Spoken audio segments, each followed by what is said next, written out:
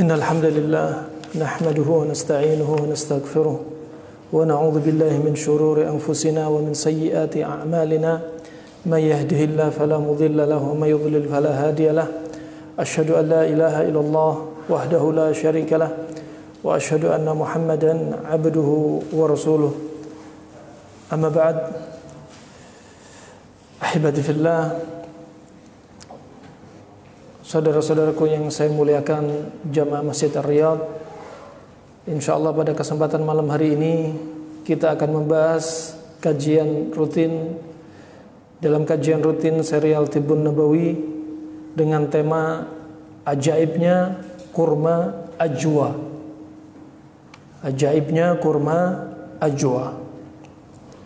Dalam pertemuan sebelumnya kita sudah bahas dari jenis-jenis kurma, tahapan kurma, dari talak, al-balah, al-khulal, al-busr, al-rutab, dan at-tamr. Dan 3 tahapan pertama sifatnya kurma ini adalah dingin. Dan 3 tahapan selanjutnya sifatnya kurma ini adalah panas. Dan Nabi SAW sebagaimana menyebutkan dalam Sahih Bukhari, pernah Nabi SAW bersama para sahabatnya Abu Bakar, Umar, dan sahabat-sahabat yang kibar. Waktu itu Nabi bertanya, tanaman apa yang paling banyak manfaatnya, dari akarnya sampai daunnya ke atas, dan semuanya nggak ada yang tidak bermanfaat. Kemudian para sahabat semua terdiam dan nggak ada yang bisa menjawab. Baru akhirnya Nabi yang menjawab sendiri. Ketika perjalanan pulang, Ibn Umar, anaknya Umar bin Al-Khattab, berkata, Abdullah bin Umar ini radhiyallahu anhuma berkata kepada abinya ketika dia masih kecil waktu itu, sebenarnya saya tahu jawabannya, yaitu jawabannya adalah pohon kurma. Dan pohon kurma adalah pohon yang paling banyak manfaatnya. Dan kurma ajwa sebenarnya tidak disebutkan oleh Ibnu Qayyim dalam kitab ini, dalam kitab Zadul Ma'ad fi Hadi Khairil Ibad. Ibnu Qayyim hanya menyebutkan keumuman kurma. Dalam pertemuan sebelumnya sudah kita bahas. Akan tetapi kita ingin menyebutkan pembahasan khusus tentang kurma ajwa. Ibnu Qayyim hanya menyebutkan secara sepintas saja, singkat, tentang kurma ajwa. Dan untuk pembahasan kurma ajwa, kita ingin membahas dari hadis yang diriwayatkan oleh Imam Bukhari dan Muslim. Dan di sini kita akan menukilkan pembahasan Al-Hafidh Ibnu Hajar dari Fathul Bari bisyarah Sahih Al-Bukhari. Berkata Imam Bukhari rahimahullah, babu ad-dawa'i bil ajwati lis-sihri. Imam Bukhari membuat judul bab, yaitu obat atau pengobatan dengan kurma ajwa untuk sihir. Untuk sihir dijadikan bab khusus. Berkata Imam Bukhari rahimahullah, qala haddatsana Ali, qala haddatsana Marwan, qala akhbarana Hashim, qala akhbarana Amir bin Sa'ad an abihi radhiyallahu an qala qala Nabi sallallahu alaihi wasallam, man istabaha kulla yawmin tamaratin ajwatan lam yadurruhu summun wala sihrun dhalikal yawma ila al-lail, wa qala ghairu sab'a tamarat. Berkata Imam Bukhari rahimahullah, qala haddatsana Aliun. Ali di sini adalah Ali ibn al-Madini, Ali bin Abdullah ibn al-Madini, gurunya Imam Bukhari. Ali bin al-Madini terkenal dan dijuluki dengan julukan laqab Hayatul Wadi. Hayatul Wadi, ularnya padang pasir. Seorang muhaddits yang satu ini, yaitu Ali bin al-Madini, dijuluki apa? Hayatul Wadi, ularnya padang pasir. Ya, ularnya padang pasir. Ya, kalau bahasa Latinnya Platyceps rhodorhacus. Ya. Nah, Hayatul Wadi ini dijuluki kepada Ali bin al-Madini. Kenapa? Karena ular padang pasir adalah ular yang paling berbahaya, ular paling beracun. Kenapa dijuluki Ali bin al-Madini dengan julukan seperti ini? Karena saking bahayanya, saking cerdasnya, Ali bin al-Madini bisa meneliti, bisa dengan detailnya menyebutkan penyakit hadis.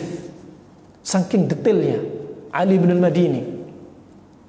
Ya. Dan Imam Al-Bukhari, muridnya ini, dia sempat berkata, "Mastasghartu nafsi illa 'inda Ali bin al-Madini." Aku enggak merasa diriku itu kecil. Aku enggak merasa diriku itu remeh. Ya. Kecuali di hadapan Ali bin al-Madini. Saking pinternya Imam Bukhari, saking kuatnya hafalannya Imam Bukhari, saking disiplinnya Imam Bukhari memilih perawi-perawi yang betul-betul sahih, terjamin kesahihannya. Ya. Dan Imam Bukhari nggak merasa dirinya kecil, ya, kecuali di hadapan Ali bin Madini. Ini masya Allah. Ya. Akan tetapi Ali bin Madini terjatuh dalam satu fitnah, yaitu fitnatul Quran. Waktu itu 3 kurun pemerintahan kekhilafahan, yaitu zamannya Ma'mun, Al-Mu'tasim, dan Al-Wathiq. Mereka ini berhasil disesatkan oleh firqah Mu'tazilah, dipengaruhi, ya, pemimpin ini diracuni oleh siapa? Orang-orang Mu'tazilah untuk mengatakan Al-Quran makhluk.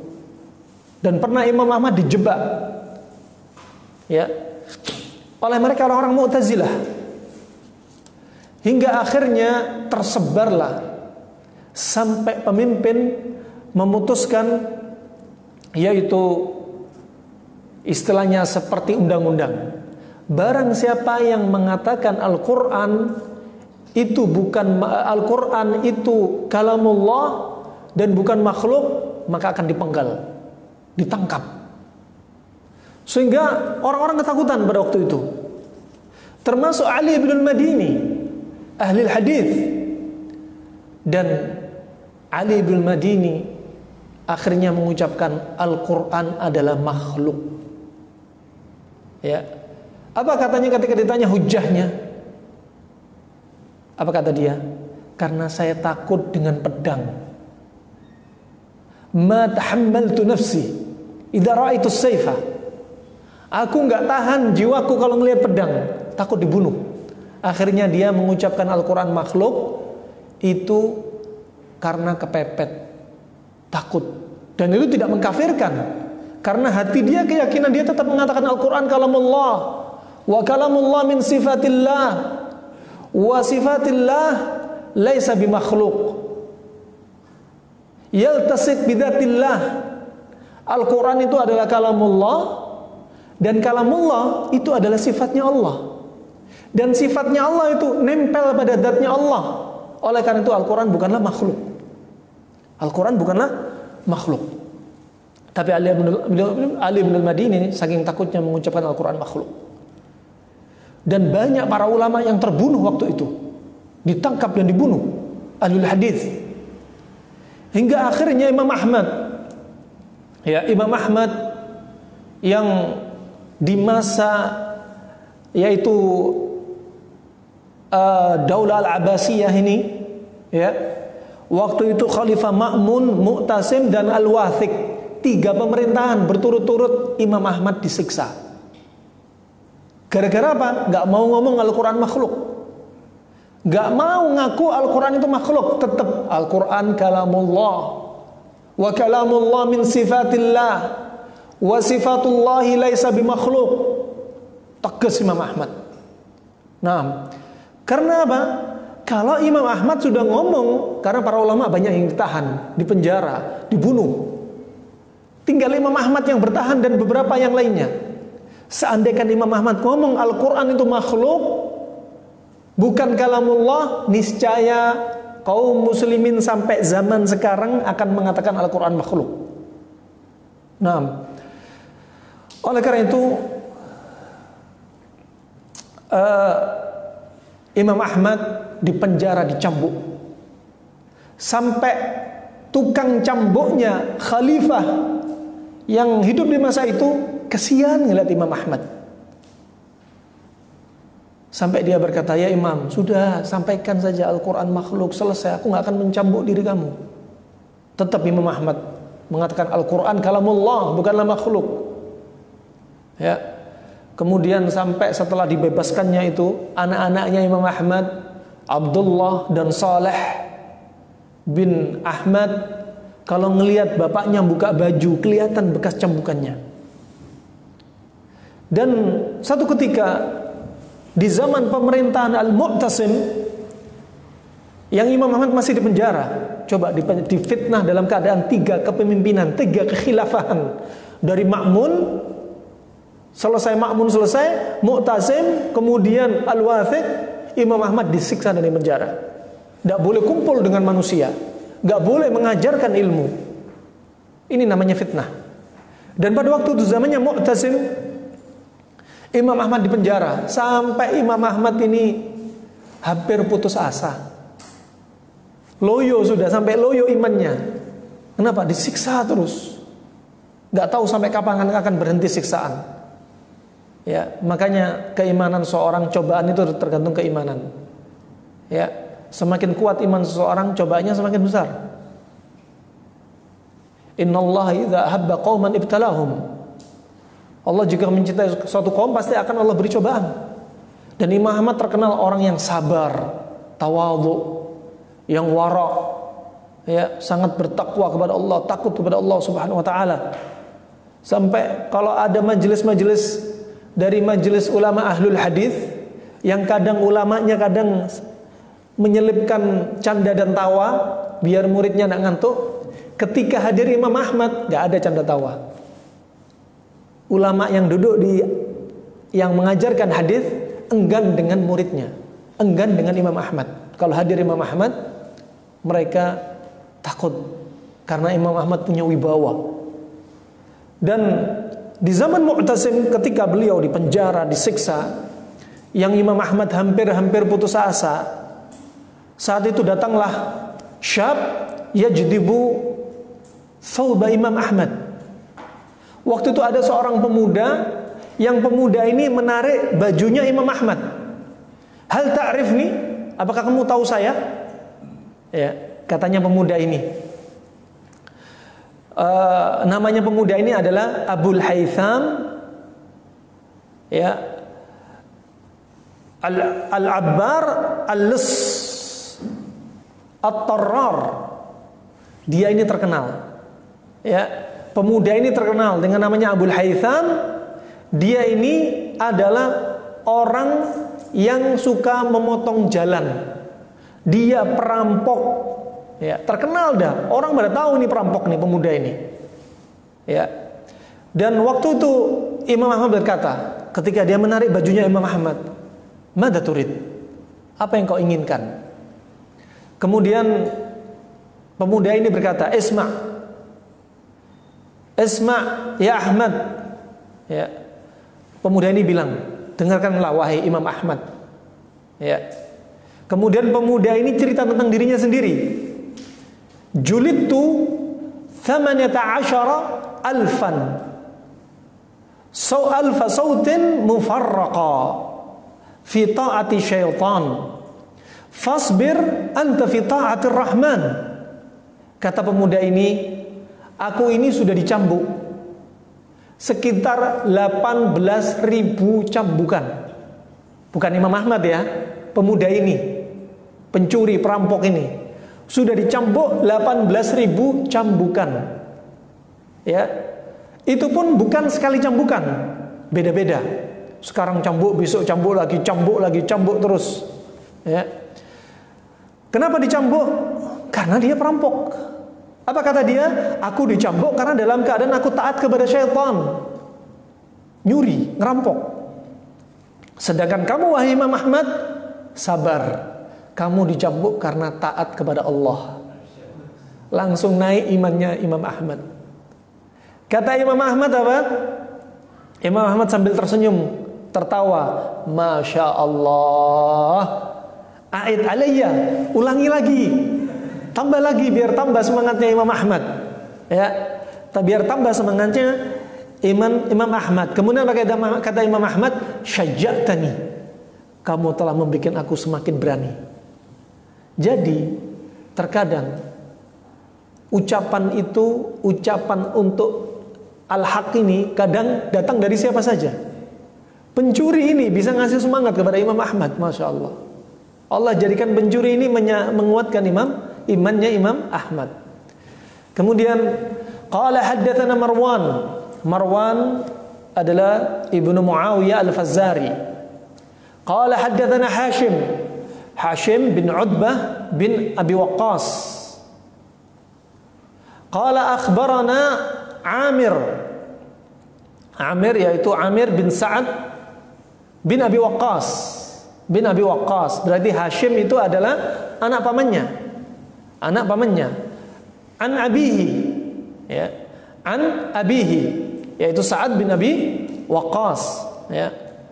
Qala, yaitu Sa'ad bin Abi Waqqas, dia berkata, qala Nabi sallallahu alaihi wasallam, Nabi sallallahu alaihi wasallam bersabda, man istabaha. Ya, man istabaha. Dalam riwayat yang lainnya, man tasabbaha. Man tasabbaha kulla yawmin tamaratin ajwatan lam yadurruhu summun wala sihrun dhalikal yawm ila al-lail. Wa qala ghairu sab'a tamaratin. Ya. Artinya kita lihat dari syarahnya Al-Hafidz Ibnu Hajar. Ya, man tasabbaha, man istabaha atau man tasabbaha dalam riwayat Abu Usamah, bahwasanya istabaha artinya adalah tanawul sabahan, yaitu makan pagi. Makan pagi. Dan asalnya adalah as-subuh. Subuh itu yaitu sarapan. As-subuh artinya sarapan. Wal istibah tanawul syarab subhan. Dan istibah aslinya apa? Aslinya dipakai untuk kata apa? Minum di pagi hari. Minum di pagi hari. Tsumma istu'mila fil akl. Kemudian berjalannya waktu, akhirnya bukan hanya minum dan sarapan. Artinya pada awal kata istabaha, ya, itu dipakai untuk hanya minum pagi hari, tapi akhirnya dipakai untuk makan dan minum. Dan kebalikan dari subuh, kebalikan dari sarapan adalah ghabuq atau ikhtibaq, yaitu minum di malam hari. Sebagaimana hadis Ashabul Ghar dalam Sahih Targhib wa Tarhib ini disebutkan Syekh Albani rahimahullah, ghabuq tatkala ada seseorang yang terjebak di dalam gua ketika hujan, mereka sembunyi masuk dalam gua, kemudian pintu gua tertutup batu yang besar, mereka nggak bisa keluar, kemudian mereka bertawasul. Satunya bertawasul dengan amalan-amalan mereka masing-masing. Ada yang tawasul dengan meninggalkan perbuatan perzinahan karena Allah. Ada yang bertawasul di antaranya karena disebutkan tadi ghabuq. Tatkala seseorang ini pergi mencari kayu, kemudian ketika pulang sudah didapati bapak ibunya sudah tidur. Padahal kebiasaan laki-laki ini pulang itu memberikan air susu, ya, untuk diminumkan kepada bapak ibunya. Tapi sampai rumah bapak ibunya sudah tidur, sehingga apa? Susu ini belum keminum. Maka istilah ghabuq lawan dari subuh, yaitu apa? Istilah yang dipakai untuk minum di malam hari. Ghabuq. Akhirnya dipakai juga akhirnya makan dan minum di malam hari. Makan dan minum di malam hari. Kemudian barang siapa makan pagi, pertama di sini disebutkan berarti makan pagi aslinya minum pagi, tapi diartikan juga makan pagi. Barang siapa yang sarapan, yaitu pagi, setiap harinya, ya, tamaratin, dalam riwayat disebutkan sab'a tamaratin, yaitu 7 kurma. Ya, ajwatan, kurma ajwa. Kurma ajwa. Ya. Maka pada hari itu tidak akan membahayakan diri dia racun. Juga tidak pula sihir. Sampai kapan? Ilal lail, sampai malam hari. Dari kapan berarti? Dari pagi sarapannya kurma ajwa, kemudian sampai malam orang itu nggak kena racun. Ya, orang itu nggak kena racun. Ini dalam lafaz Bukhari disebutkan, berarti dari hari itu, dari pagi sampai malam berlakunya. Ya, berlakunya dari pagi sampai malam. Dalam riwayat yang lainnya nggak disebutkan sampai malam. Ya, dalam riwayat yang lainnya nggak disebutkan sampai malam, seperti dari hadis yang lainnya. Dari Sa'ad bin Abi Waqqas pula, dia berkata, sami'tu Rasulullah sallallahu alaihi wasallam yaqul, man tasabbaha sab'a tamaratin ajwatan lam yadurruhu dzalikal yawm summun wala sihr. Enggak ada lafaz malam. Ya, barang siapa sarapan paginya 7 butir kurma ajwa, ya, maka tidaklah membahayakan diri dia pada hari itu racun atau sihir. Barakallahu fiik. Nah, berikutnya Al-Hafidz Ibnu Hajar, dia menjelaskan panjang lebar tentang hadis ini. Al-Hafidz juga mempunyai beberapa prinsip kaidah-kaidah tentang ilmu pengobatan.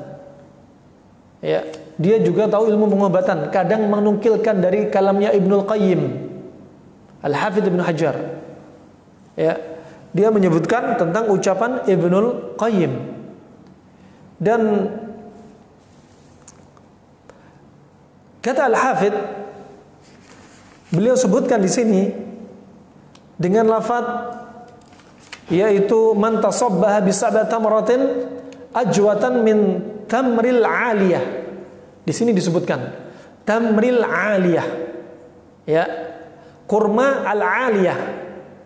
Apa maksudnya? Al-aliyah adalah salah satu desa, ya, yang mengarah kepada Al-Aliyah dari kota Madinah.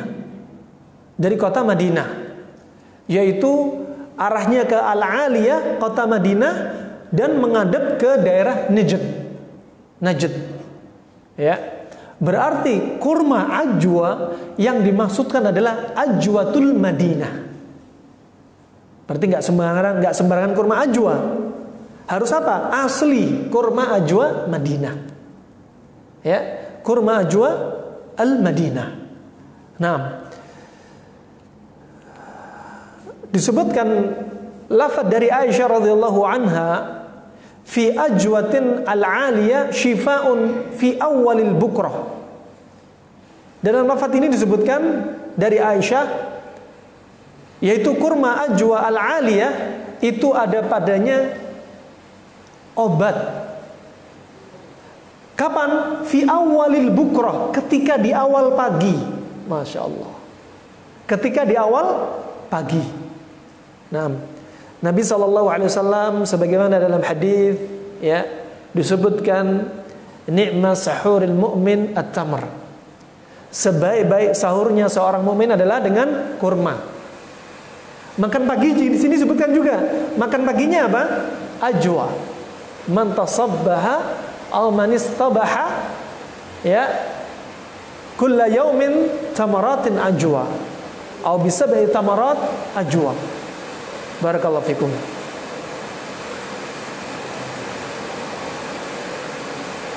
Baik, berikutnya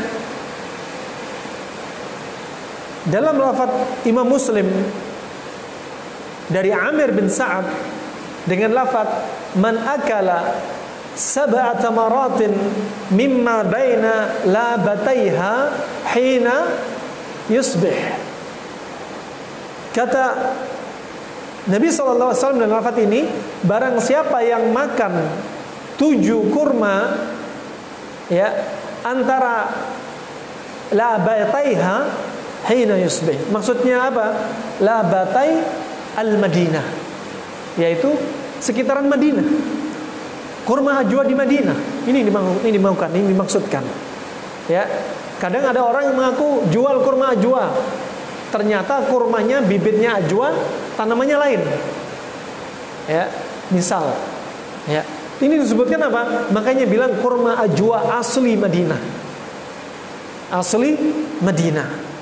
Nah, karena diantaranya kurma ajwa ini yang didoakan Nabi adalah ajwa Madinah, yang ada padanya keberkahan. Nah, kemudian disebutkan pula di sini disebutkan dalam lafaz Imam Bukhari ini dari Sa'ad bin Abi Waqqas, ya, di situ disebutkan tidaklah membahayakan pagi itu, hari itu sampai malam. Kenapa di situ ada catatan sampai malam?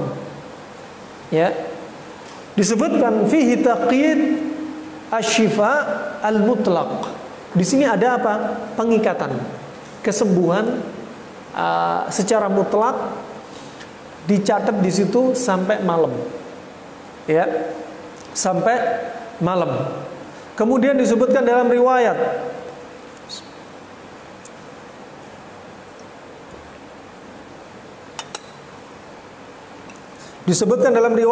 Ibnu Abi Atiq, haitsu qala syifa'un fi awalil bukrah au tiryaq.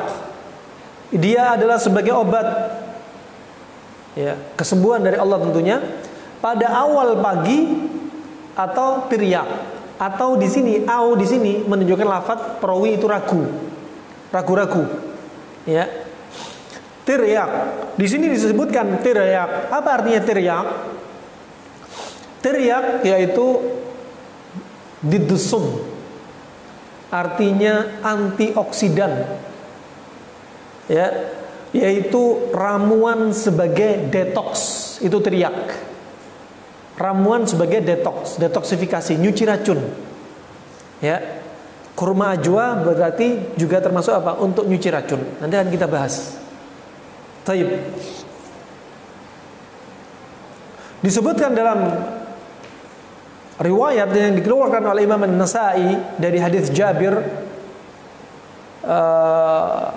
marfu' sampai Nabi, beliau sebutkan al-ajwatu minal jannah wahya syifa'un minas sum. Ya, ini mencocoki dengan riwayat Ibnu Abi Atiq. Kurma ajwa adalah dari surga dan dia adalah obat untuk racun. Obat untuk racun. Dan kata Al-Hafidz Ibnu Hajar, tiryak itu adalah dawaun murakkab ma'ruf yu'aliju bihil as-sumum. Tiryak itu adalah obat yang terangkai dari beberapa resep, ya, yang ma'ruf obat ini untuk mengobati keracunan,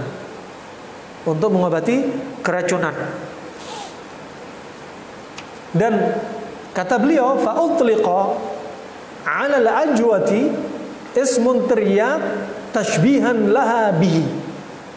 Dan pada kurma ajwa dimutlakan kurma ajwa itu dengan nama tiryak. Kurma ajwa dimutlakan dengan nama apa? At-tiryak. Kenapa? Karena sama dengan resep tiryak, sama dengan resep detoksifikasi. Makanya kurma ajwa disebut sebagai antioksidan atau anti racun atau detox. Makanya disebutkan oleh kedokteran klasik Arab bahwasanya kurma ajwa adalah tiryak. Kalau bahasa kita zaman sekarang, kurma ajwa adalah antioksidan. Kurma ajwa adalah sebagai detox. Ya, Masya Allah. Taib. Kemudian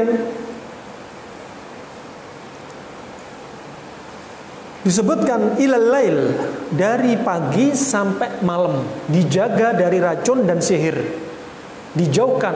Sihir dan racun tidak membahayakan pada waktu itu, dari pagi sampai malam. Kemudian famafhumuhu anna sirra alladhi fil ajwa min dafi dhar as-sihr was-sum yartafi' idza dakhala al-lail. Di sini yang bisa difahami bahwasannya ya, terkait dengan kurma ajwa yang dia untuk menangkal sihir dan racun, itu manfaatnya hilang ketika sudah masuk malam hari. Ya. Berarti apa? Manfaatnya hilang kalau dia sudah masuk malam hari. Kalau dia sudah masuk malam hari. Masya Allah. Ya, ini ajaib. Makanya sebenarnya mindset kita, kalau kita pikir kita semakin banyak makan biar kita kuat, kita harus banyak makan protein ini dan itu biar kita kuat, ini salah. Ya, disebutkan Ibnu Qayyim, justru Nabi kalau nggak lapar dia nggak makan.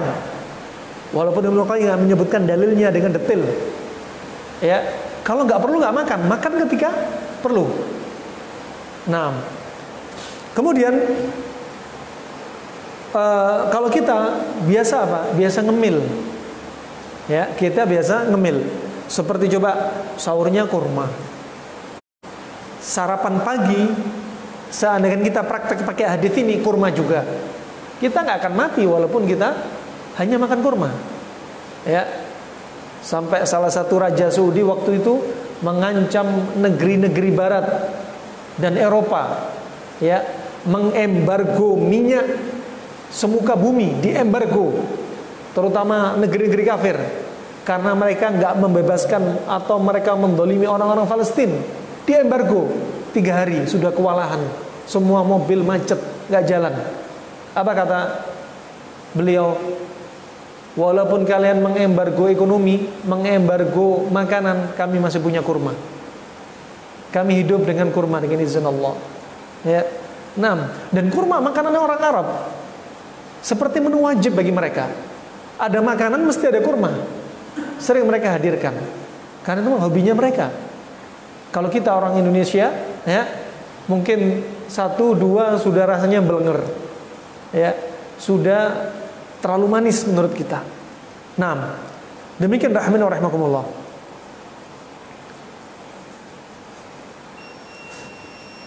Adzan? Ya Rabb, cepatnya. Fadhal. Adzan dulu kita lanjutin. Pembahasan masih panjang.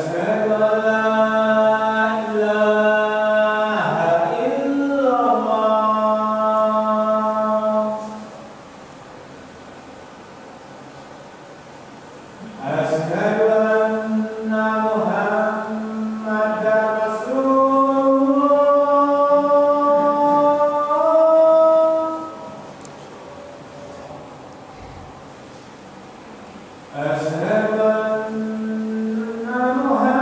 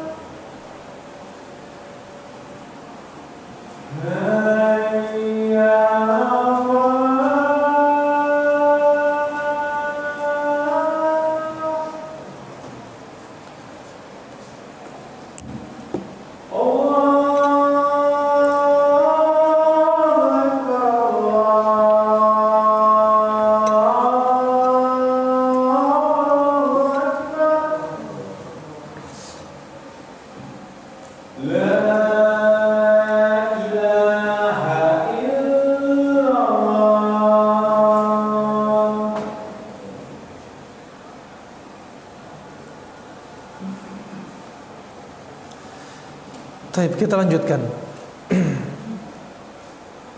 Kemudian Al-Hafidh menyebutkan terkait dengan hadis ini, man tasabbaha sab'a tamaratin ajwatan lam yadurruhu dzalikal yawm summun wala sihr. Ya, barang siapa yang makan paginya 7 butir kurma ajwa, maka tidaklah membahayakan diri dia pada hari itu racun dan sihir. Dalam riwayat yang pertama tadi sampai malam. Kemudian kapan? Makannya itu kapan? Tata caranya bagaimana? Ya. Nabi tidak menyebutkan tata caranya, tapi Al-Hafidh menyebutkan di sini walladzi yadhhar, yang nampak zahirnya tata caranya adalah khususiyatu dzalika bitanawuli awwalin nahar li'annahu hina idzin yakunu al-ghalib anna tanawulahu yaqa'u 'ala ar-rikh. Ini tata caranya, Masya Allah, disebutkan Al-Hafidh. Ya, tadi kalau seandainya kan puasa, berarti puasanya tadi apa? Yang paling bagus menu puasa terbaik adalah dengan kurma. Ya, ni'mas sahurul mu'min at-tamr. Senikmat-nikmat sahurnya seorang mukmin adalah kurma. Ya, kalau orang Indonesia nggak bisa sahur makan kurma, ya sudah, makan nasi, tapi nanti usahakan kurma untuk mendapat fadilah yang satu ini. Ya, sebenarnya kurma saja tanpa nasi justru itu lebih baik. Kurma apalagi digabung dengan timun, semangka atau melon dengan panas dingin, lebih sempurna lagi. Ya, ketika ada seorang mengatakan, saya besok pagi kerja berat, kalau kerja berat saya harus makan nasi sama daging, justru salah. Orang puasa katakan sahurnya makan berat sama makan nasi, sedangkan di pagi hari sampai siang jadwal tubuh, ya, diantaranya jantung, liver, limpa, bahkan ginjal juga, semua mereka membantu mencuci racun. Berarti organ sudah lelah. Kalau sahurnya sahur berat, organ sudah lelah, dikasih tambah berat. Lihat, habis sahur sholat subuh dia ngantuk. Kenapa? Lelah, liver lelah. Ya, kerja sudah, liver sudah lelah, jantung, ginjal sudah kelelahan, dia kerja dalam keadaan sudah kelelahan.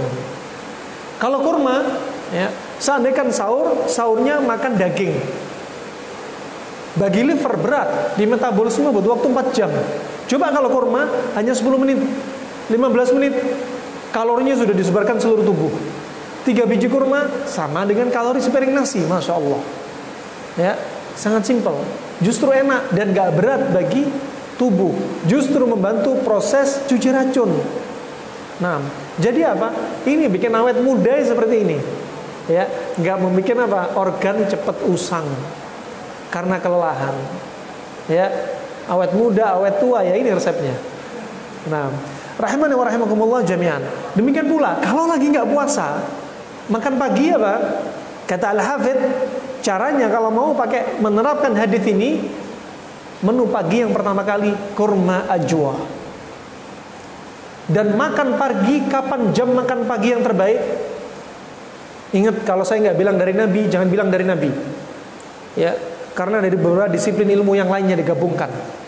Jam makan terbaik untuk makan pagi adalah jam 7 sampai jam 9. Ya. Kalau bangun tidur, bagusnya minum air nabid. Atau kalau nggak air nabid, bisa minum air madu. Yang penting yang manis-manis. Karena ketika bangun tidur, ketika perut kosong, adalah yang manis-manis yang paling bagus. Paling bagus untuk liver dan limpa adalah yang manis-manis. Lihat sahurnya, apa kata Nabi? Ni'mas sahurul mu'min tamr. Sahur terbaik-baik makan kurma. Senikmat-nikmat sahur makan kurma. Coba. Ketika buka puasa, kurma juga. Ketika tahnik, bayi baru lahir, kurma juga. Nah, ini ketika pagi. Lalu sarapan, nah, minum madu sama nabit itu namanya bukan sarapan. Ya, sarapan yang terbaik adalah jam 7 sampai jam 9. Kenapa?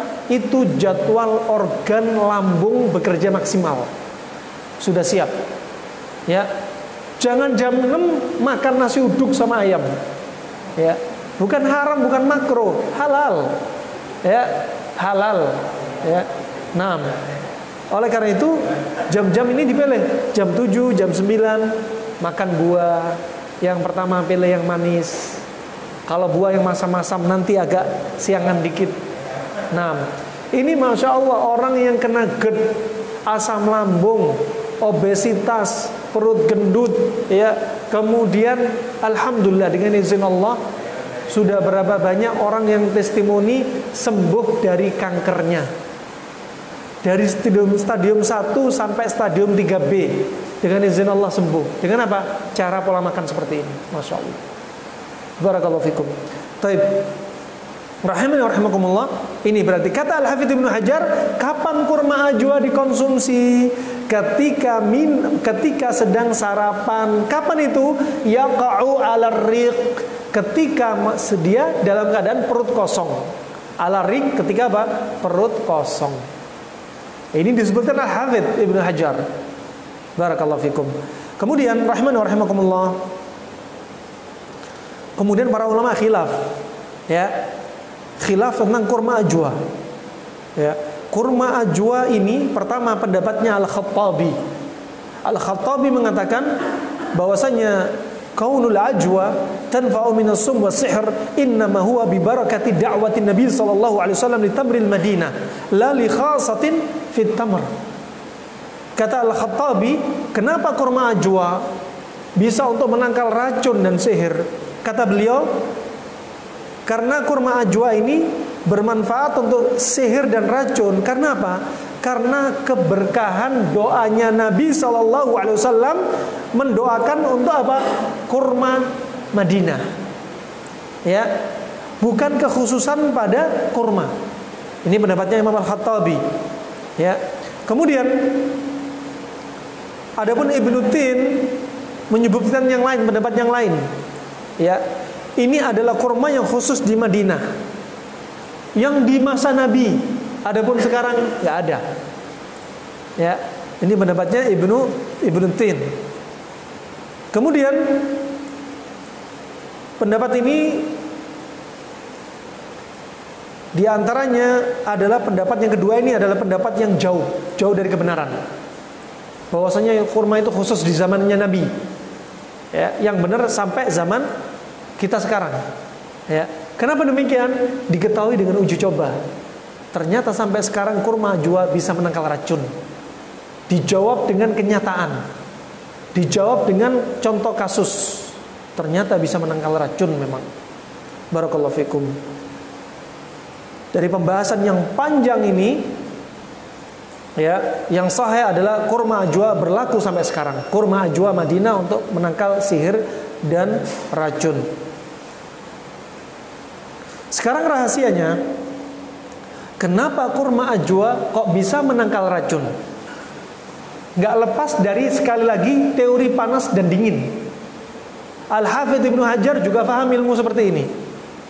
Ya, dia juga paham. Kemudian kata Al-Hafidz Ibnu Hajar, beliau mengatakan, wa min a'immatina man takallafa lidzalik. Ada di antaranya para imam-imam kami yang mereka ini mendalami dalam ilmu ajwa. Artinya para imam di zamannya Al-Hafidz atau sebelumnya, mereka mendalami kenapa kurma ajwa bisa untuk racun. Ya, kenapa? Ada apa? Ya, itu di masa lalu sudah dibahas. Zaman sekarang para dokter juga sudah membahas. Ya, kata Al-Hafidz, yaitu para a'immah di masa itu mengatakan, inna as-sumuma innama tuqtalu li ifrati burudatiha. Ya, racun ini bisa membunuh karena apa? Dinginnya yang berlebihan, menyebabkan orang apa? Keracunan. Orang keracunan bisa kayak apa coba? Badannya dingin nggak? Dingin, biru, dingin. Sebagaimana disebutkan dulu Nabi ketika sebelum wafatnya, 3 tahun setelah makan daging paha kambing yang sudah dilumuri dengan racun, kelihatan di langit-langit yaitu ufula, anak lidah Nabi, warnanya mulai kebiruan, tanda keracunan. Orang yang keracunan badannya kedinginan. Ya, dan sifat dingin ini diobati dengan yang panas. Dan sifat dingin diobati dengan yang panas Keracunan efeknya dingin. Diobati dengan panas. Yang cocok untuk keracunan dari sifat panas ini adalah kurma ajwa. Masya Allah. Lagi-lagi panas dingin ketemu di sini. Ya, diobati dengan kurma ajwa. Kemudian apa kata beliau? Tahakkamat fihi al-hararah. Kemudian hilanglah panas. Ya, panas tadi itu betul-betul bisa mengalahkan dingin karena racun tersebut. Ya, karena dingin pada kurma ajwa disebutkan beliau apa? Al-harara al-ghariziyah. Panasnya pada kurma ajwa betul-betul apa? Panas yang sangat betul-betul panas, melimpah, meluber, panasnya padat. Ya, panasnya lebih dahsyat. Ya, faqawama dzalika burudatis sum ma lam yastahkim. Ya. Malam yastahkim kata beliau. Dan maka dinginnya karena racun itu ya akhirnya dinetralkan karena apa? Karena kurma ajwa dengan izin Allah Subhanahu wa taala. Masya Allah. Ya, sifatnya panas sekaligus dia sebagai apa? Untuk detox, mencuci racun. Ya, untuk mencuci racun. Barakallahu fikum. Ya, ini disebutkan oleh para ulama di masa lalu. Ya, para dokter di masa sekarang juga telah meneliti. Ya, ini untuk membantah bahwasanya orang yang mengatakan kurma ajwa itu hanya di zaman Nabi untuk menangkal racun sama untuk menangkal sihir, untuk menjauhkan diri dari sihir dan racun. Ya, dibantah dengan apa? Dibantah dengan fakta uji coba yang berulang-ulang ternyata masih bermanfaat sampai zaman kita sekarang. Ya, bermanfaat sampai zaman kita sekarang. Sampai di zamannya Nabi SAW, sebagaimana disebutkan dalam riwayat, ketika ada seorang sahabat Nabi, Abu Ubaidah bin Jarrah, yang waktu itu sedang sakit. Sakit apa? Yaitu sakit al-mafud. Ya, ya, sakit apa? Al-mafud. Yang disebutkan di situ diobati oleh Al-Harith bin Kaldah. Al-Harith bin Kaldah. Ya, bisa disebutkan di situ kalau al-mafud ini bisa jadi sifatnya penyakitnya dingin. Ya, bisa itu nazlah, penyakit paru-paru. Ya, bisa itu al-mafud, penyakit bagian dada. Ya. Kemudian Al-Harith bin Kaldah meminta kepada para sahabat 7 kurma ajwa dicampur dengan apa? Hulbah. Hulbah sifatnya apa? Hah? Sudah kita lewati? Pak Dian, hulbah sifatnya panas. Kurma ajwa panas ditambah hulbah panas. Untuk mengobati apa? Panas ketemu panas dipakai untuk mengobati kasus yang dingin sekali. Ya, ini Al-Harith bin Kaldah, dokter yang hidup di masa Nabi. Ya, yang disebutkan pada akhirnya dia masuk Islam. Dan dia belajar kedokteran dari Persia. Nah, kata Ibnu Qayyim rahimahullah, kata Al-Hafidz disebutkan di sini, ajwatul Madinah min anfa'it tamr al-Hijaz. Kurma ajwa Madinah adalah kurma yang paling banyak manfaatnya dari kurma-kurma di Hijaz, ya, Madinah, ya. Dan dia termasuk kurma yang enak, lezat, kurmanya gemuk-gemuk, ya, dan kurmanya padat. Ini kata Ibnu Qayyim rahimahullah. Kata Ibnu Qayyim rahimahullah, beliau sebutkan lagi bahwasanya beliau sebutkan wa tamr fil asal min aktsari thimar taghdhiyatan lima fihi minal jauhar al-har ar-ratab. Kebanyakannya kurma itu termasuk nutrisi yang materinya adalah panas lembab, kata beliau. Wa akluhu 'ala ar-riq, kurma ini kalau dimakan ketika perut kosong, yaqtulu ad-didan, bisa membunuh cacing. Ya, bisa membunuh cacing. Makanya kalau anak cacingan nggak usah terlalu sering minum obat cacing. Obat cacing yang ada di pasaran, Anda pasti baca di situ Ada beberapa jenis obat cacing, diantaranya tanpa sebut merek. Obat ini jangan diminum lebih dari 3 hari. Obat ini diminum 2 pekan sekali. Coba, kenapa? Karena bahaya. Coba kalau bapak ibu nggak paham, bapak ibunya nggak paham cara minum, yang kasih terus, ginjalnya kena, livernya kena, lambungnya kena, ususnya akhirnya apa? Nggak ada cacing sama sekali. Cacing dalam jumlah normal itu termasuk flora normal tubuh, dibutuhkan dalam tubuh kita. Kita semua cacingan, nggak cacingan. Dan cacing dalam jumlah normal itu membantu proses pembusukan, bahkan proses pembentukan vitamin B, sehingga nafsu makan. Makanya kalau ada anak-anak habis minum antibiotik nggak nafsu makan. Kenapa? Karena cacingnya dan bakteri yang flora normal ikut mati. Makanya kalau dikasih antibiotik, dikasih apa coba? Vitamin B kompleks. Karena menggantikan fungsi flora normal yang menghasilkan vitamin. Coba kalau anak cacingan, masih ada kurma, kasih kurma. Bisa juga kismis. Sifatnya juga panas, bisa untuk membunuh cacing. Jadinya cacingnya kepanasan. Nah, bisa untuk membunuh cacing, termasuk membunuh cacing pakai jahe. Pernah dulu ada tetangga kita waktu di Yaman, ya, masya Allah badannya kurus, perutnya gede. Ya. Akhirnya kita kasih resep minyak bawang putih, jahe, kemudian habatus sauda. Ya, ditambahi paginya makan kurma. Permisi akramakallah. Baru minum sekali, malamnya permisi ya, keluar cacing kermi kata dia, seperti ini, ya, seperti kepalan 2 kepalan tangan, kermi semua. Ya, ini kalau melebihi batas normal, cacing akan menjadi apa? Merugikan bagi tubuh kita. Ya, berapa banyak anak badannya kurus, perutnya gede-gede, buncit-buncit lah ini. Nah, diantaranya cacingan. Ya, nah maka apa? Usahakan kurma. Jangan anak kasih permen, minuman blenderan, ya, kemudian kue-kue dan lain sebagainya.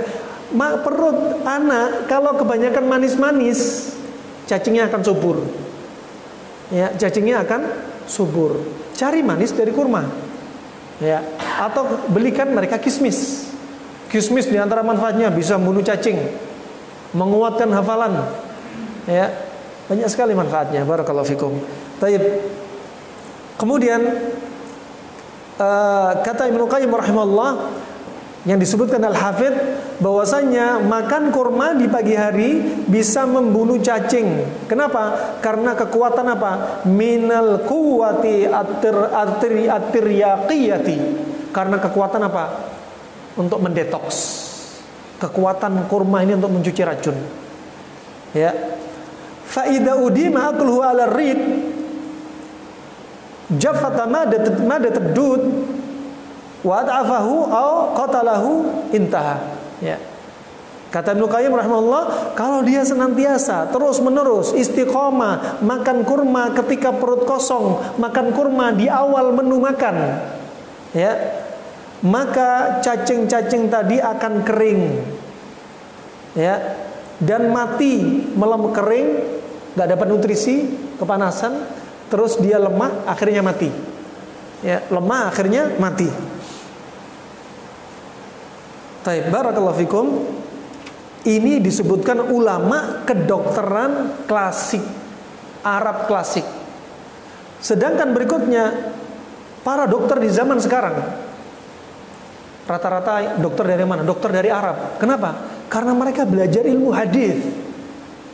Karena memang dari kecil mereka ilmu hadis dibiasakan. Ya.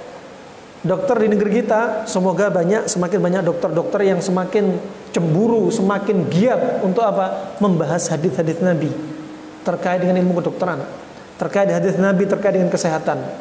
Ya, di antaranya para dokter.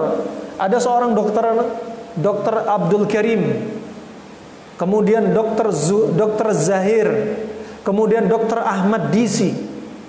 Dokter-dokter ini, mereka ini adalah termasuk ahli biomedikal, dan mereka di Cambridge, ya, Bacanya betul ya, Cambridge. Iya. Baru baca soalnya. Di Cambridge ini mereka ini meneliti. Disebutkan di dalam satu buku ini, ya. Mereka meneliti apa sih rahasianya kurma ajwa. Tadi sudah dibahas dokter klasik Arab. Kenapa? Karena racun itu sifatnya nanti menimbulkan tubuh dingin sehingga perlu panas dengan kurma ajwa. Dan cara konsumsinya ketika perut kosong, ala riq. Kalau dikonsumsi terus-menerus bisa membunuh cacing, ya, bisa mencuci racun. Itu dokter silam. Ataupun dokter yang di masa sekarang di Cambridge, mereka meneliti, ya, bahwasannya khulasah, intisari rangkuman dari penelitian mereka, bahwasannya kurma ajwa bisa untuk menetralkan racunnya ular dan racunnya kalajengking, ya. Dan pernah dalam penelitian mereka bahwasannya orang yang sudah kena sengatan, kena bisa ular dan sengatan kalajengking, kemudian diberikan 7 buah kurma ajwa, disebutkan di sini bahkan 9 sampai 11 kurma ajwa, ya. Kata dia apa? Sekitar yaitu 83% racunnya hilang. Hanya makan kurma ajwa. Digigit langsung makan kurma ajwa pagi itu. Ya. 6. Ternyata racunnya hilang. Racunnya hilang. Barakallahu fiik. Kemudian ini dalam hitungan apa? Dalam hitungan 4 sampai 5 jam racunnya sudah berkurang 83%. Ya, makan kurma ajwa bisa untuk netralkan racunnya ular dan kalajengking. Masya Allah. Kalau tadi sebelumnya dalam pembahasan sebelumnya sudah kita sebutkan cara tradisional orang negeri kita, Indonesia. Kalau digigit ular pakai apa? Ular tadi dikejar, dipotong ekornya. Ya, ekornya ular ini ditempelin ke bekas gigitannya. Kenapa? Di situ ada penawarnya. Ular kalau sakit dia melilitkan tubuhnya dan gigit ekornya, karena obatnya ada di ekornya. Tapi sempat kita tanyakan ke salah seorang syekh, haram, nggak boleh, karena darah ular masuk ke tubuh kita, nggak boleh. Kemudian cara kedua, ini terjadi di kampung kami. Orang para pencari kata, pasti kalian dapat ular kalau malam jam 1, jam 2. Kalau digigit gimana? Ada 2 solusi kata mereka, ima ini kata mereka. Adapun untuk ular dipotong tadi sudah nggak boleh. Kemudian saya tanyakan ke salah seorang syekh lagi terkait dengan cara berikutnya. Kalau digigit ular, mereka pakai kata.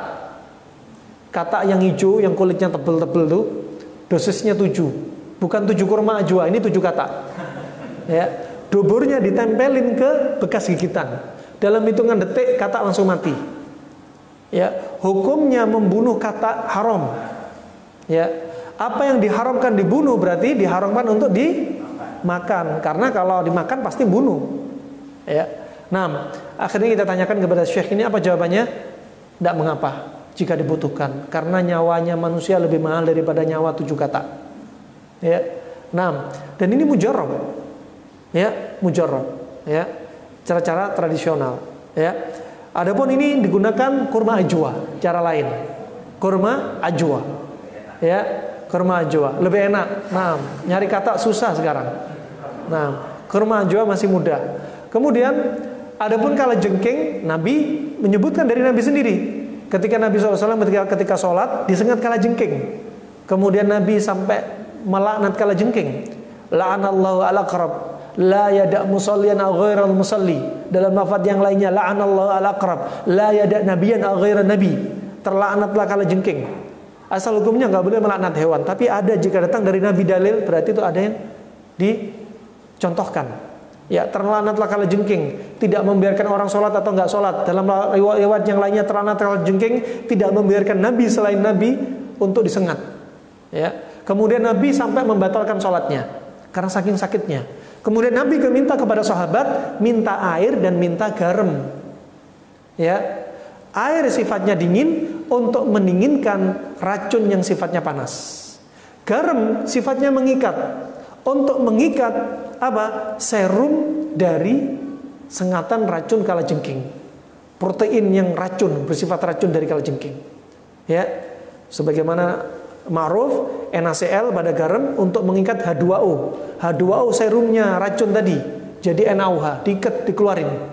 Ya. Kemudian Nabi meruqyah dirinya sendiri dengan apa? Baca Muawwidzatain. Baca Muawwidzatain sampai sakitnya hilang. Ini yang datang dari Nabi. Ya, kalau kata tadi bukan dari Nabi ya. Nah, baik. Di sini dokter modern berarti sudah menyebutkan. Kemudian juga ada penelitian yang lainnya. Di antaranya ya dari doktora, yaitu seorang dokter perempuan, Arwa Abdurrahman Ahmad. Ya, dia adalah salah satu dokter di Universitas di Son'a, ibu kota Yaman. Ya, dia menulis tentang apa? I'jazu at-tamr fi shifa wal waqayah minal mikrobat ad-dharra wal mumridah. Ya, beliau sebutkan di situ judulnya yaitu mukjizat kurma untuk pengobatan, kesembuhan, ya, dan untuk menjaga dari mikrobat, dari bakteri. Jadi subhanallah, isinya kita nggak perlu antibiotik. Ada kurma sebagai apa? Antimikrobat. Antibiotik pahit, efek sampingnya menghilang nafsu makan, kemudian harus diimbangi minum air 1,5 liter sehari, ya. Kemudian nanti efeknya banyak lah, ya. Sekarang kurma. Makanya sejak saat ini biasakan kurma, terus kurma. Ya, coba latih besok puasa Senin Kemis, sahurnya kurma sama timun atau kurma doang. Coba sampai buka puasa, coba aja, ya. Nah, barakallahu fikum. Kemudian juga ada seorang doktora, ya, dokter perempuan Laila Ahmad At-Tayyib Al-Hamdi, ya. Dia dari Suriah, dan dia menyebutkan tentang apa? Al-ilaj an-nabawi bitamr al-ajwa fi halati tasammum wa talif ar-ri'awi bil jazulin. Ya, disebutkan dalam tulisan beliau jilid kedua, ya, halaman 165, beliau sebutkan pengobatan cara Nabi dengan kurma ajwa ketika menangani racun dan paru-paru yang sudah rusak karena gasolin. Jadi ada orang yang kerja setiap harinya dengan gasolin. Gasolin dihisap terus, akhirnya paru-parunya rusak.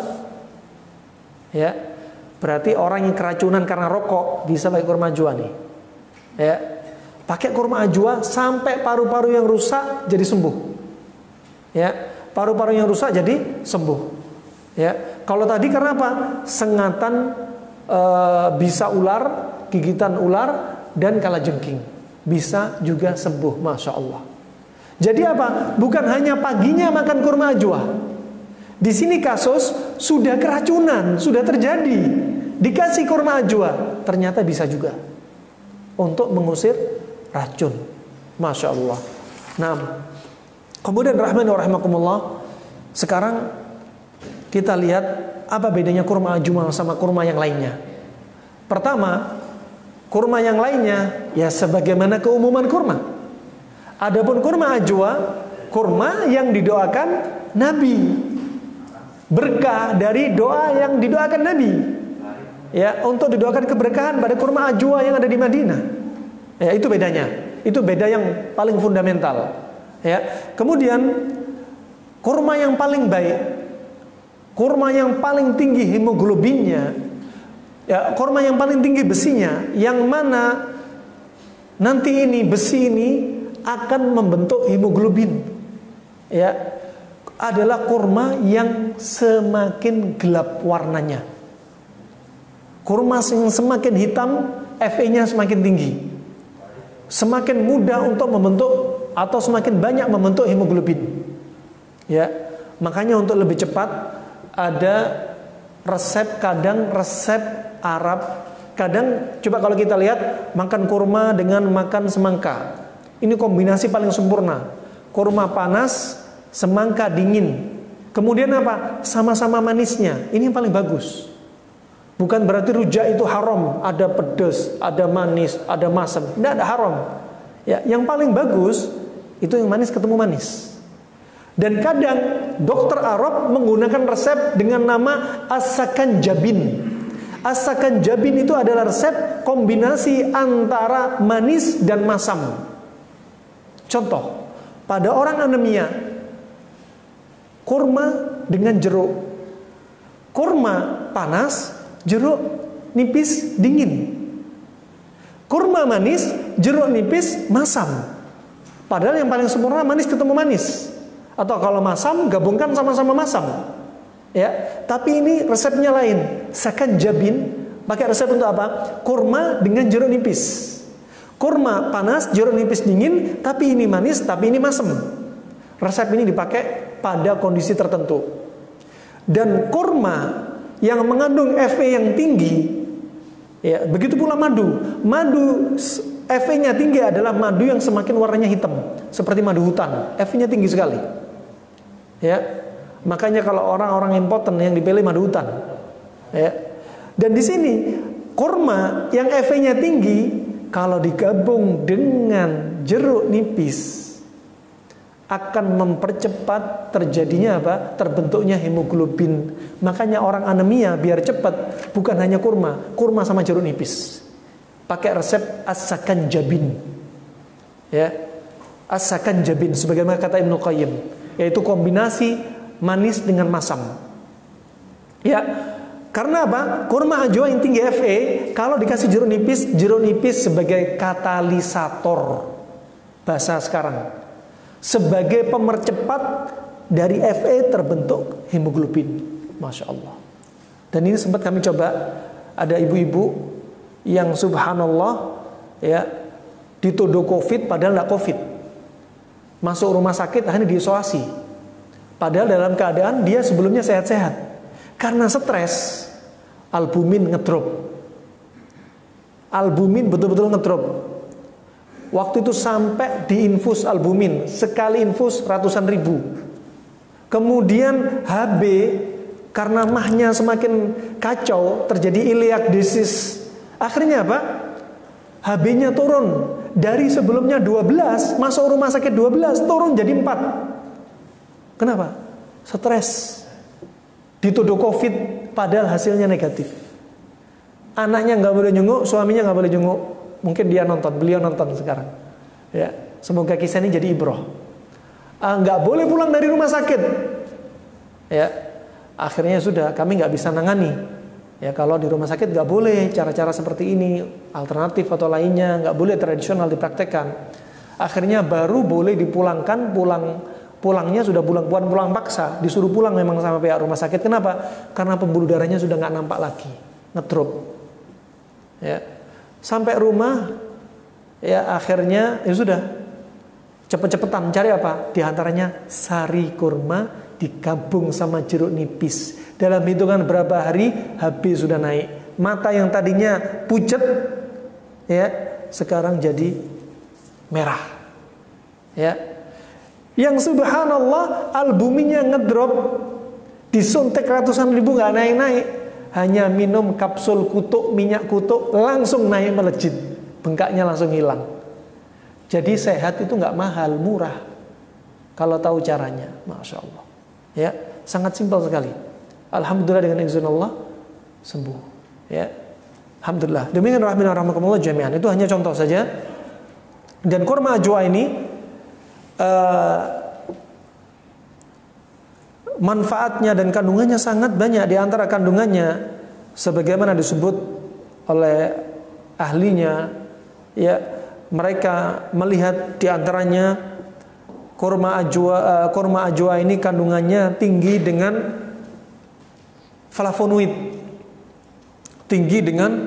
flavonoid, juga dia tinggi dengan glikosidat, ya. Dia juga tinggi dengan fitosterol, dia tinggi dengan polifenol, ya. Alhasil ini sangat manfaat untuk mencuci racun, untuk detox, dan kaya akan mineral. Kurma kaya akan mineral, juga mengandung magnesium.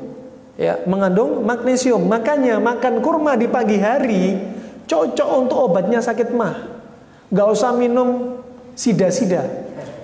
Ya. Kalau antum lihat obat yang belakangnya sida-sida, isinya apa coba? Aluminium, magnesium. Antum disuruh makan apa? Mineral. Ya, suruh makan jenis-jenis logam. Mending dari kurma. Subhanallah, berapa banyak orang sakit mah. Kita praktekkan teori ini. Pagi, malam bikin nabid untuk diminum besok pagi. Rendaman kurma untuk diminum besok pagi. Terus sarapannya usahakan kurma dulu sama semangka. Terus kalau pengen buah-buah yang agak masam nanti jam 9, jam 10. Mau apel, mau sirsak. Loh, sakit mahnya gimana? Jangan takut. Karena sifat buah tadi dingin. Jangan takut. Subhanallah, sakit mahnya sembuh. Padahal ini kandungannya menurut dia, aduh, mahnya tambah parah. Ternyata subhanallah, lambungnya terasa dingin, perutnya terasa lebih kecil, berat badan sudah mulai turun, ya. Nah, itu di awal-awal saja. Berikutnya, masya Allah, tambah banyak manfaat yang dia rasakan. Kemudian juga dia mengandung sekian banyak vitamin, sampai dikatakan hampir semua vitamin. 2 vitamin yang nggak ada. Saya lupa vitamin apa yang nggak apa aja yang nggak ada.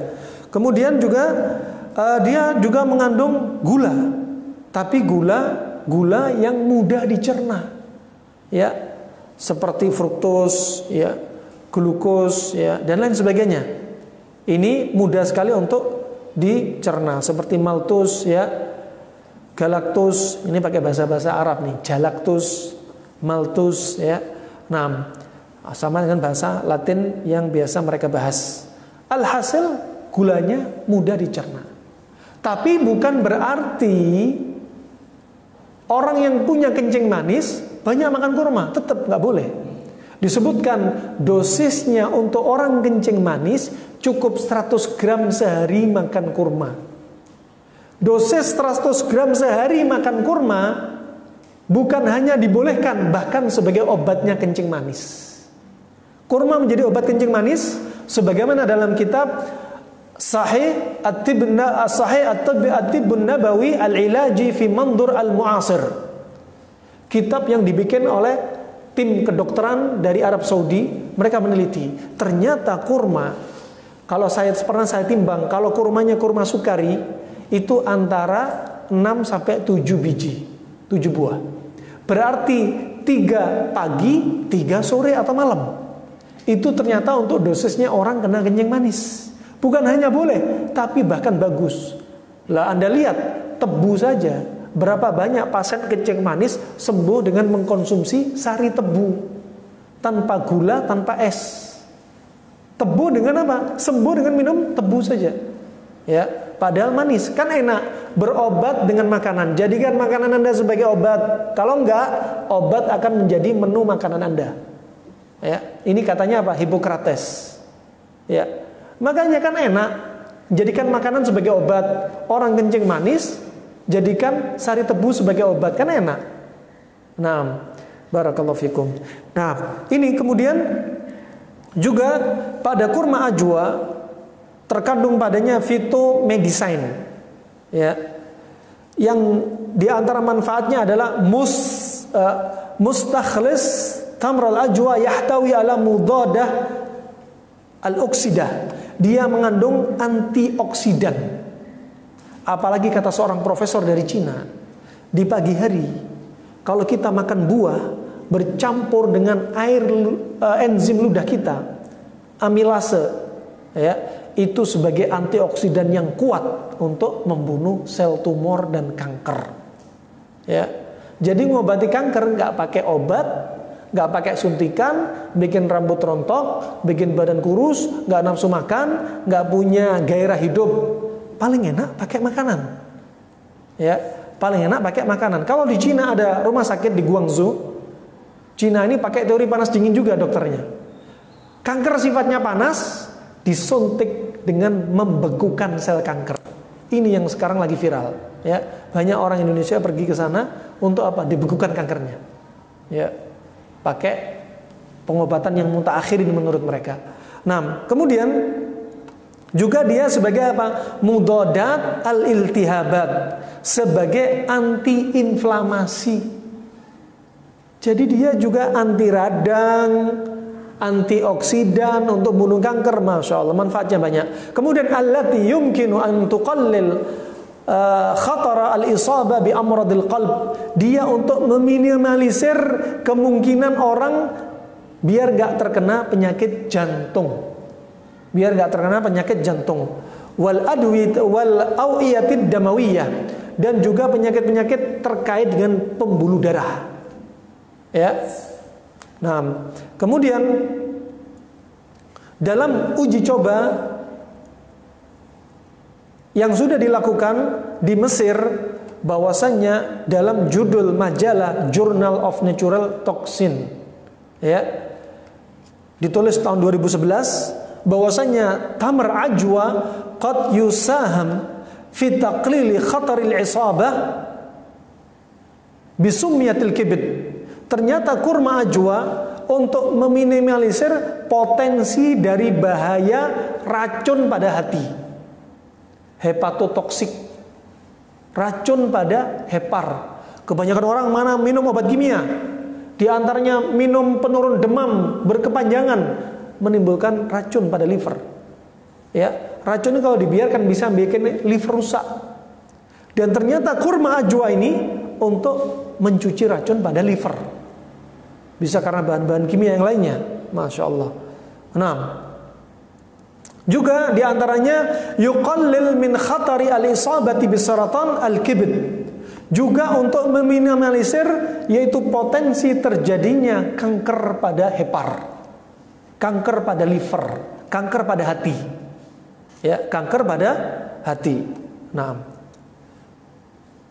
juga disebutkan juga dalam penelitian, disebutkan PLOS ONE, dalam majalah PLOS ONE tahun 2016, bahwasannya saripati kurma ajwa yuqallil min numu al-khalaya as-sarataniyah al-mawjuda fi thadi wa yuthabbitu at-tasharaha intisharaha.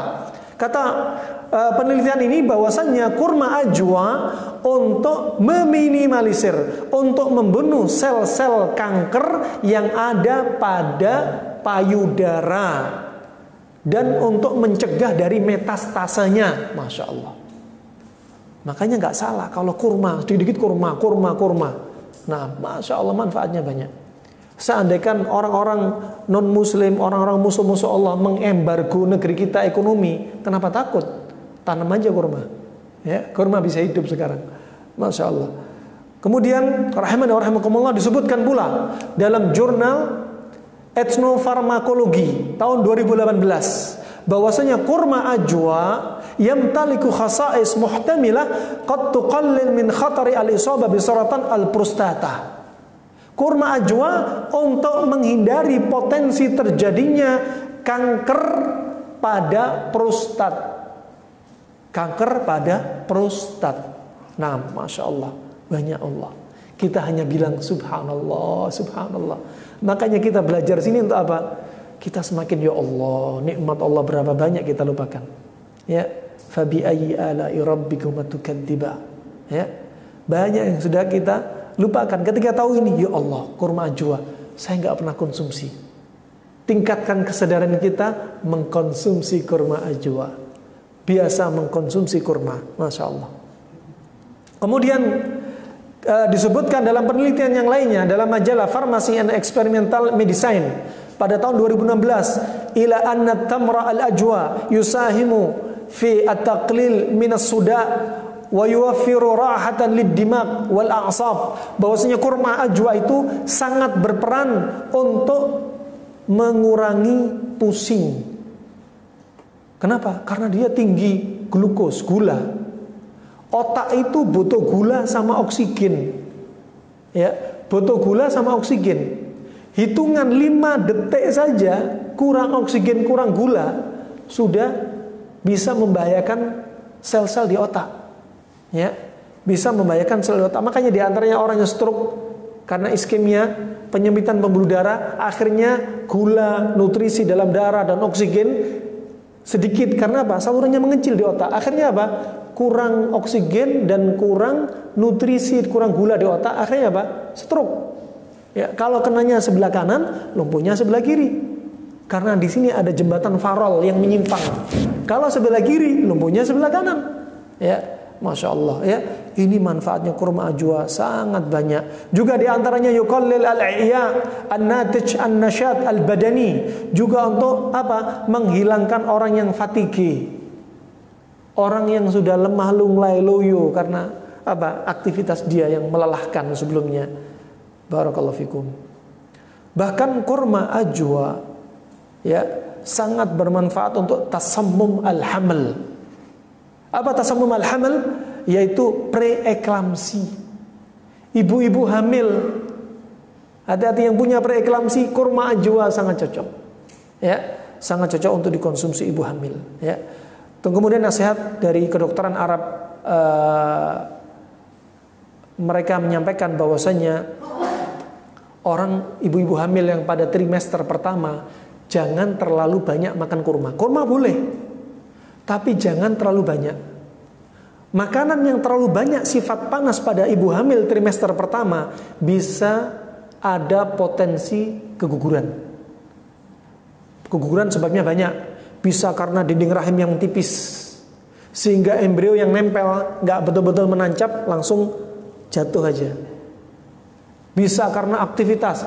Trimester pertama, ibu-ibu hamil muda kebut-kebutan pakai motor. Nah, sebabnya banyak. Ada yang sering berdiri terlalu lama, sering naik turun tangga, hati-hati. Ya, ibu hamil trimester pertama dimanjakan. Anda cuci piring, ngepel, kurangi kerjaan mereka. Ya, jangan pilih konsumsi makanan yang terlalu banyak sifat panas. Jangan banyak berarti kurma jangan terlalu banyak. Boleh, jangan terlalu banyak. Kambing, ikan asin, ayam, bebek, kuda, kelinci. Dikurangi. Kalaupun makan, kadang-kadang cari pasangan yang dingin. Barakallahu fikum. Untuk pada kehamilan trimester ketiga, pada usia 8 bulan, justru kurma diperbanyak pada ibu hamil. Kenapa? Nambah darah, memberikan kekuatan pada otot pinggulnya, untuk jalan keluarnya, melenturkan. Banyak sekali manfaatnya. Masya Allah. Ini diantara manfaat kurma yang bisa kita sebutkan pada malam hari ini. Ya. Untuk selanjutnya, kalau air nabit dikonsumsi tiap pagi bagus nggak? Ada pertanyaan nih. Ya bagus. Nah, bagus. Pagi bikin malam untuk diminum pagi, bikin pagi untuk diminum sorenya atau maghribnya juga bagus. 2 kali. Ya. Nah, insya Allah itu saja satu pertanyaan. Atau ada pertanyaan? Oh, ternyata banyak. Menyimpan ternyata mereka. Tiap, mari Pak. Mari. Waalaikumsalam warahmatullahi. Permisi, saya tanya dulu. Jam 8 ada jam malam nggak sekarang? Hah? Masih ada jam malam? Ada? Oke, sampai 5 menit aja pertanyaan. Insyaallah. Mari Pak.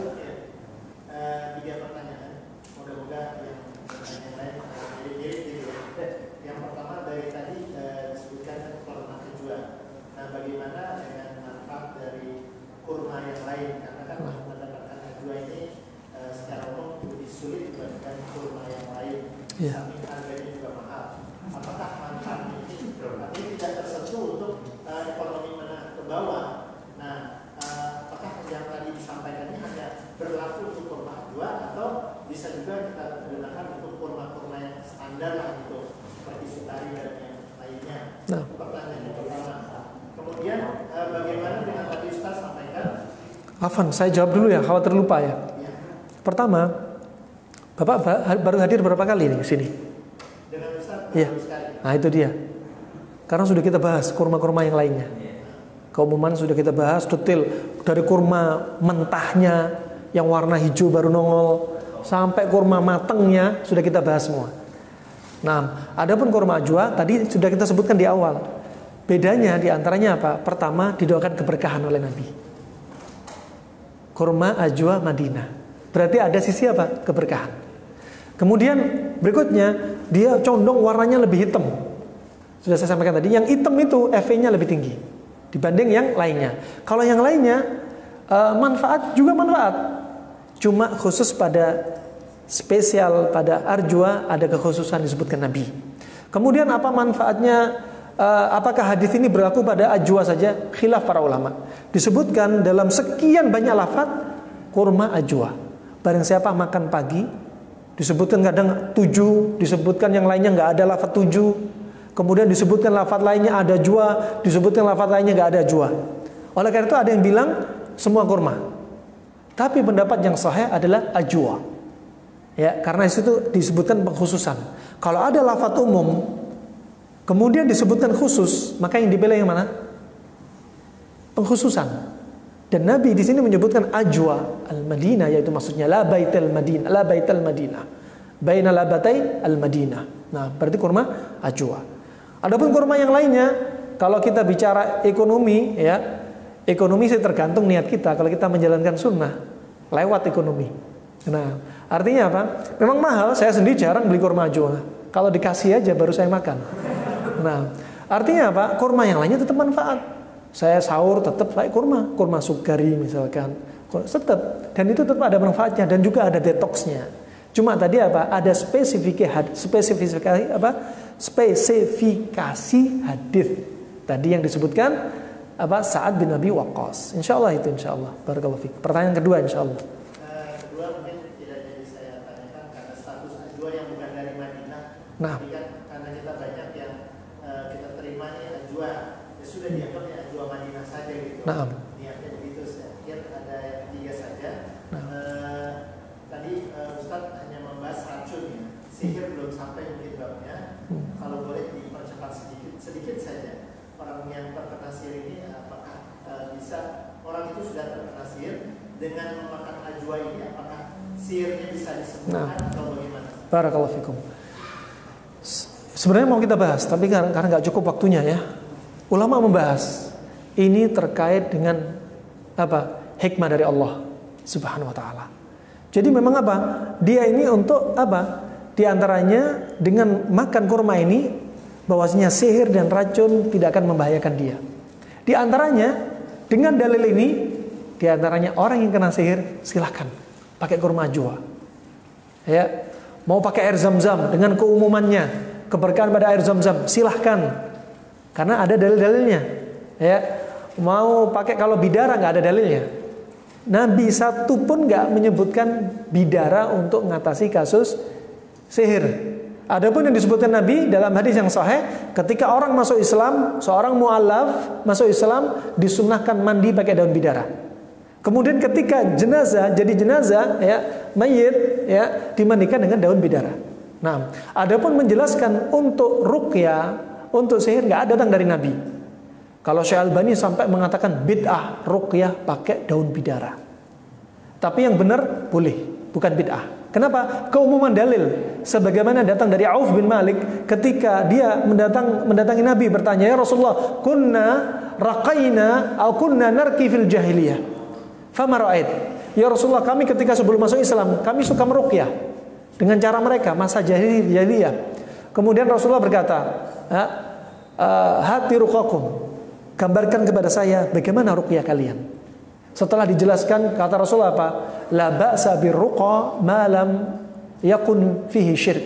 Enggak apa-apa dengan cara ruqyah kalian selama enggak terkandung unsur kesyirikan. Berarti masalah ruqyah luas selama enggak ada unsur kesyirikan. Dan pakai daun bidara enggak ada kesyirikan. Berarti sah-sah saja. Tapi untuk disandarkan kepada Nabi enggak ada. Ya, berarti pakai kurma ajwa silahkan. Mau pakai air zam-zam silahkan. Untuk memanfaatkan keberkahan yang ada pada yang disebutkan Nabi SAW seperti demikian. Barakallahu fikum. Insyaallah itu ya. Jazakallahu khair. Cukup insyaallah Pak Dian? Iya. Pertanyaan insyaallah ditahan di lain kesempatan insyaallah. Alafu minkum jika ada keterbatasan ilmu saya dan kesalahan karena waktu juga karena ilmu saya yang terbatas, dan jika ada benaran dari Allah semata, ya semoga Allah mudahkan kita untuk selalu bisa menuntut ilmu dan diwafatkan kita dalam badan husnul khatimah. Amin ya rabbal alamin. Wabillahi taufiq wal hidayah. Subhanakallahumma bihamdika asyhadu an la ilaha illa anta astaghfiruka wa atubu ilaik. Wassalamualaikum warahmatullahi wabarakatuh.